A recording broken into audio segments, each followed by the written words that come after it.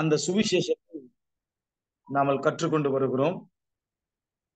உண்மையாகவே ரொம்ப பிரயோஜனமா இருக்குது.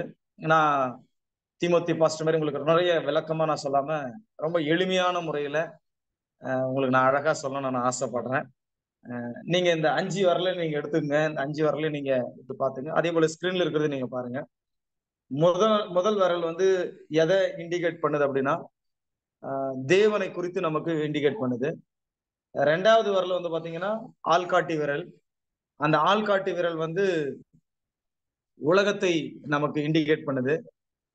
இந்த நடுவிரல் என்று சொல்லக்கூடியதான நம்முடைய 5 விரலுக்கு மத்தியஸ்தரா இருக்கிற இந்த நடுவிரல் வந்து இயேசு கிறிஸ்துவ வந்து இண்டிகேட் பண்ணுது. மோதிர விரல் என்று சொல்லக்கூடிய அந்த மோதிர விரல் வந்து பாத்தீங்கன்னா நம்முடைய விசுவாசத்தை அது வந்து இண்டிகேட் பண்ணுது. கடைசியா சுண்டு விரல் அல்லது சிறிய விரல்னு சொல்லுகிற இந்த விரல் வந்து பாத்தீங்கன்னா நமக்கு நித்திய வாழ்வு அல்லது நித்திய ஜீவனை குறித்து சொல்லுகிறது. இத எங்கிருந்து இந்த காரியங்களை வந்து இவங்க இந்த 5 வருஷம் வந்து நமக்கு சொல்லி கொடுக்குறாங்க, இது எப்படி இண்டிகேட் பண்ணுது அப்படின்னா யோவான் எழுதின சுவிசேஷம் 3ஆம் அதிகாரத்துல 16வது வசனம் எப்படியா சொல்லுகிறது, தேவன் தம்முடைய ஒரே பேரான குமாரனை விசுவாசிக்கிறவன் எவனோ அவன் கெட்டு போகாமல் நித்திய ஜீவனை அடையும்படிக்கு அவரை தந்தருளி எவ்வளவாய் உலகத்தில் அன்பு கூர்ந்தார் அப்படின்னு சொல்லி சொல்லப்பட்டிருக்கிறது. இங்க தேவன் எப்படிப்பட்டவர், அவருடைய குணங்கள் எப்படி, அவருடைய குணநலங்கள் எப்படி. தேவன் சர்வ வல்லமுள்ள ஒரு தேவனா இருக்கிறார். அவர் வந்து ஒரு சர்வ வியாபியாக இருக்கிறார். அவருக்கு எல்லாமே தெரியும். அவருக்கு மறைவானது ஒன்றுமே இல்லை. அவர் தான் வந்து இந்த உலகத்தை படைத்தவர். அவர் தான் சிருஷ்டிகர். அவர் தான் சிருஷ்டிப்பின் கர்த்தராய் இருக்கிறார். அவர் தான் எல்லாமே நமக்கு. நீங்க அந்த வசனத்தெல்லாம் நீங்க வீட்டுல போயிட்டு வாசிச்சு பாருங்க. ஆதி ஆகமத்தின் புத்தகம் 1ஆம் அதிகாரத்துல 1வது வசனம், 1ஆம் அதிகாரத்துல 27வது வசனம், 28வது வசனம், 2ஆம் அதிகாரத்துல 7வது வசனம், 17வது வசனம், இது எல்லாமே வந்து பாத்தீங்கன்னா ஆண்டவர் யார், அவர் எப்படிப்பட்டவர், அவருடைய குணங்கள் எப்படி. அவர் வந்து ஒரு சிருஷ்டிகராக இருக்கிறார். அவர் தான் எல்லாத்தையும் படைச்சார். உலகத்துல எத்தனை பேர் எது வேணாலும் சொல்லிக்கலாம், அதெல்லாம் வந்து உண்மையாயிடாது. நமக்கு வந்து ஆதாரமே வேதம் தான். வேதம் வந்து ஒரு சரித்திர புத்தகம். அது வந்து எல்லாமே வந்து தெளிவா நமக்கு சொல்லி கொடுக்குது. அவர் வந்து இந்த பூமி அவர் தான் படைத்தார் என்பதற்கு உலக வரலாறே அதைத்தான் பேசுது. கிபி கிமு அப்படின்னு சொல்லிட்டு எல்லாமே நமக்கு தெளிவாய் நமக்கு சொல்லுது.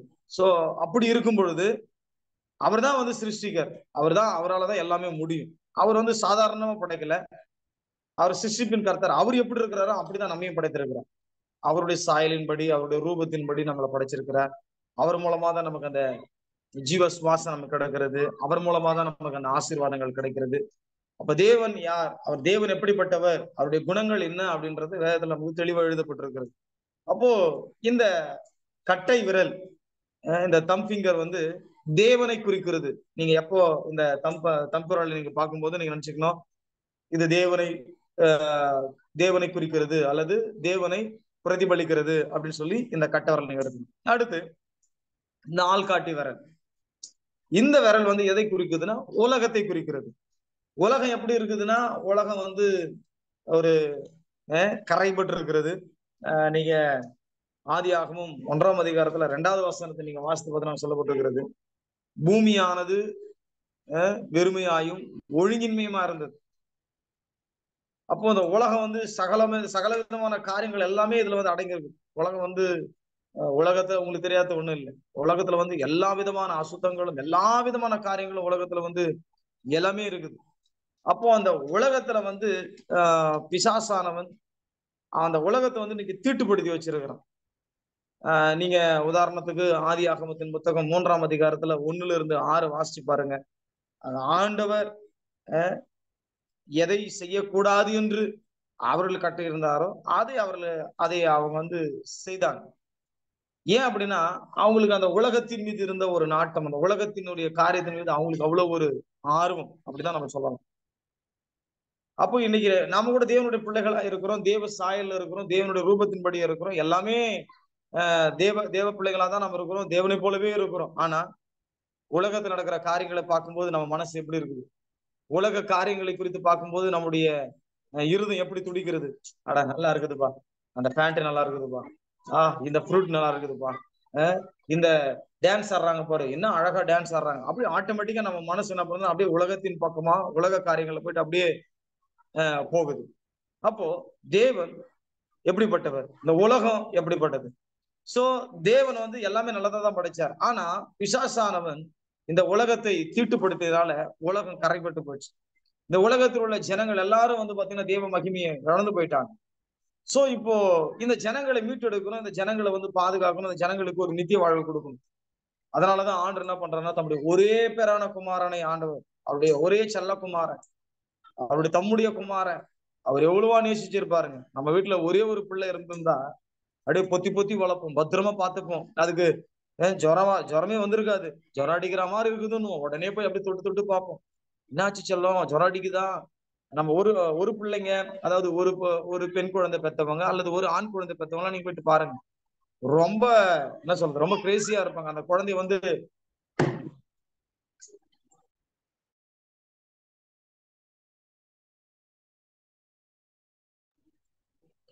அப்போ அந்த குழந்தை வந்து அவ்வளவு ஒரு பத்திரமா பார்த்துவாங்க. ஆனா ஆண்டவர் நம் மீது வைத்த ஒரு அன்பினால தம்முடைய ஒரே பேரான குமாரனை ஆண்டவர் இந்த பூமிக்கு அனுப்புனார். இப்ப இந்த உலகத்துல இருக்கிற ஜனங்களை மீட்டு எடுக்கணும் அப்படின்னா அதுக்கு தேவனாலதான் முடியும், கர்த்தராலதான் முடியும். சோ ஆண்டவர் என்ன செய்யறாருன்னா 3 நிலைகளிலே அவர் வருகிறார். அவர் எப்படிப்பட்டவரா வராருன்னா, முதல்ல வந்து அவர் ஒரு உண்மையான ஒரு ராஜாவாக வருகிறார். அடுத்து எப்படி வருகிறாருன்னா, அவர் உண்மையான ஒரு தீர்க்கதரிசியா வர்றாரு. அவர் உண்மையான ஸ்தோத்திரம் உண்மையான ஒரு ஆசாரியனா வராரு. அவர் தான் எல்லாமே, அவரால் எல்லாமே முடியும்.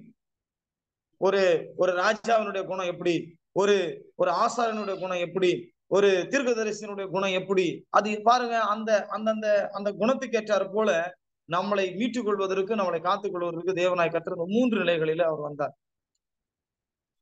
அருமையான மத்தேயு 16:16 அருமையான ஆண்டவர் சீமோன் பேதுருவை கேட்கும் பொழுது அவர் சொல்றாரு, நீரே ஜீவனுள்ள தேவனுடைய குமாரனாகிய இயேசு கிறிஸ்து அப்படின்னு சொல்லி அவர் ஆணித்தரமா சொல்றாரு. அந்த கிறிஸ்து தான் இன்னைக்கு வந்து நம்மளை மீட்டெடுக்கிறார். சோ இந்த உண்மையான ராஜாவையும், உண்மையான ஆசாரியரையும், உண்மையான தீர்க்கதரிசியையும், இயேசுவே கிறிஸ்து என்று சொல்லுகிறதான இவரை யாரெல்லாம் விசுவாசிக்கிறார்களோ, இந்த மோதிரவர்களை தான் குறிக்குது. யாரெல்லாம் அவரை நம்புகிறார்களோ, யாரெல்லாம் அவரை ஏற்றுக்கொள்கிறார்களோ, யாரெல்லாம் அவரை விசுவாசிக்கிறார்களோ, யாரெல்லாம் அவர் மீது பற்றுதலா இருக்கிறார்களோ, அந்த விசுவாசம் நமக்கு இருக்கணும். இவர்தான் ராஜா, இவர்தான் ஆசாரியன், இவர்தான் ஒரு தீர்க்கதரிசி, எனக்காக தான் வந்தாரு, என்னுடைய பாவத்துக்காக தான் வந்தாரு, என்னை மீட்டெடுக்க தான் வந்தாரு, எனக்காக தான் அவரு ரத்தத்தை கொடுத்தாரு, எனக்காக தான் சிலுவைப்பாடுகளை அவர் அனுபவித்தாருன்னு சொல்லி அவங்க அந்த ஒரு விசுவாசத்துக்குள்ள அவங்க வரணும். அப்படி அவங்க விசுவாசத்துக்குள்ள வரும் பொழுது அவங்க எப்படியா மாறுறாங்கன்னா, தேவன் அவர்களுக்கு நித்திய ஜீவனை கொடுக்கிறார். அவங்க தேவனுடைய பிள்ளைகளாக அவங்க மாறுறாங்க. இந்த உலகத்தை அவர்கள் பின்பற்றும் பொழுது பலவிதமான பிரச்சனைகளை அவர் சந்திக்கிறாங்க. அந்த பிரச்சனை எப்படி வெளிவரதுன்னு தெரியல. அந்த உலகப்பிரகமான காரியத்தில இருந்து, அந்த 6 வகையான பிரச்சனையில இருந்து எப்படி வெளியே வர்றதுன்னு அவங்களுக்கு ஒண்ணுமே புரியல. அதனாலதான் தம்முடைய ஒரே பேரான குமாரனாக இயேசு கிறிஸ்து இந்த பூமிக்கு அனுப்புறாரு. அவர் மூலமா அந்த காரியங்களை அவர் சரி செய்கிறார். அவர் சரி செய்கிறது மூலமா அது சரியாயிடுது. அந்த சரியான தெய்வத்தை யாரெல்லாம் ஏற்றுக்கொள்றார்களோ, விசுவாசிக்கிறார்களோ, அவங்கதான் வந்து பாத்தீங்கன்னா நித்திய ஜீவனை அவர்கள் பெற்றுக் கொள்கிறார்கள். அந்த நித்திய வாழ்வு, நிலையான வாழ்வு, மறுவாழ்வு, உண்மையான வாழ்வு, பரம வாழ்வு, பரலோக வாழ்வு, அது எப்படி கிடைக்குதுன்னா ஆண்டவராகிய இயேசு கிறிஸ்துவை ஏற்றுக்கொள்ளும் போதுதான். அப்போ தேவன் மூலமாய் இந்த உலகத்தை விட்டுட்டு, இந்த உலகத்துல இருக்கிற நாம அருமையான ஆண்டவராகிய இயேசு கிறிஸ்துவை நாம் விசுவாசிக்கும் பொழுது நமக்கு நித்திய ஜீவன், நித்திய வாழ்வு நமக்கு கிடைக்கிறது. அப்போ இந்த நித்திய வாழ்வையும், இந்த புதிய வாழ்வையும் நீங்க பெற்றுக்கொள்வதற்கு நாம ஆயத்தப்படணும். அதுக்கு என்ன பண்ணணும்னா ஆண்டவராகிய இயேசு கிறிஸ்துவை ஏற்றுக்கணும். அதான் யோவான் சுவிசேஷம் 1ஆம் அதிகாரத்துல 12ஆம் வசனம் சொல்லுது, அவருடைய நாமத்தின் மேல் விசுவாசம் உள்ளவர்களாய் அவரை ஏற்றுக்கொண்டவர்கள் எத்தனை பேர்களோ அத்தனை பேர்களும் தேவனுடைய பிள்ளைகள் ஆகும்படி அவர்களுக்கு ஆண்டவர் அந்த அதிகாரத்தை கொடுக்கிறார்.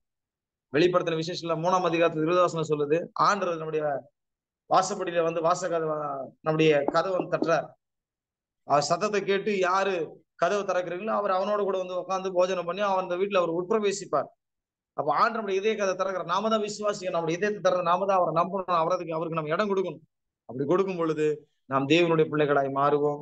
இந்த சுவிசேஷத்தை நாமும் கற்றுக்கொண்டு இதை உலகம் முழுதும் கொண்டு போய் மற்றவர்களுக்கும் சேர்ப்பதற்கு இது மிகவும் பேருதவியாக இருக்கும். இந்த 5 விரலை நீங்க எப்ப பார்க்கும் பொழுதும் இந்த 5 காரியங்கள் நினைச்சு கொள்ளுங்க. முதல் தேவன், 2வது உலகம், 3வது ஆண்டவராக இயேசு கிறிஸ்து, 4வது விசுவாசம், 5வது நித்திய ஜீவன். இதை நாம் தொடர்ந்து பயன்படுத்தும் பொழுது நிச்சயமாகவே நமக்கு ரொம்ப ஈஸியா இருக்கும். மற்றவங்களுக்கு சொல்றதுக்கு அது ரொம்ப பிரயோஜனமா இருக்கும். கர்த்தர் தாமே உங்களை ஆசீர்வதிப்பாராக. ஆமென். ஆமென். Thank you pastor. அருமையாக நீங்க எடுத்து சொன்னீங்க. ரொம்ப நன்றி.